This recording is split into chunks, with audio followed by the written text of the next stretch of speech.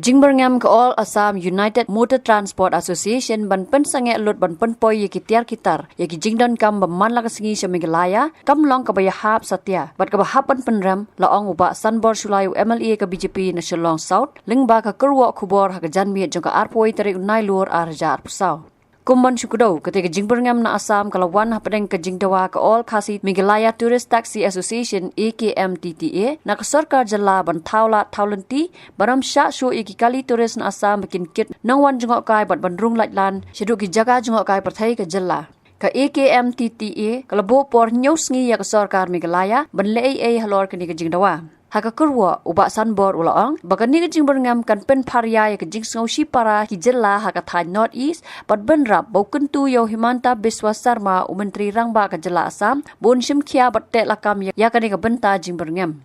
Ulaong badon kam ka Jingthoh ka babnya apadeng ki Artli Association na Meghalaya bat Assam haka bala ban sim nuksa da ka rukam ban pentri kam hakiwe ki jela kum Sikkim Darjeeling bat West Bengal Daka bekerja ni Jingthoh ka all khasi Meghalaya Tourist Taxi Association bakal long ka bayahap uloong badai banyak keren Jingthoh bat association na Assam bat barok bayadan bantah ka kam jungok kai perthai ki dai banyak therbha Hakoi pat kalyang ulapan pau baka sarkar jala ka jingilap ukon rot kesang ma kumu menteri rangba kala sim khia ban kentiu yakayok ka kot lingba ka kam jungok kai perthai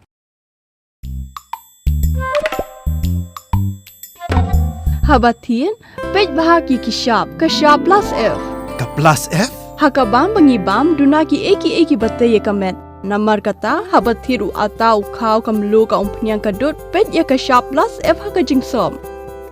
Yaki nutrient kumki vitamin bat ka ayan la icon diat bat ka bathau bha. Kam kata ka dur jingki marbam ka jingmat lani ka rukam shed yaki. Balehi panai kita. Kadon ka we ka jing mentoy ba kongsan.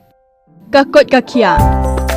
Ka nutrition bakam bha ka jing im bakam bha pendon kam daki mar ba modon ka sharp plus F menta kasni Lawan ra shapi lingba ko office jong commissionerate of food safety Meghalaya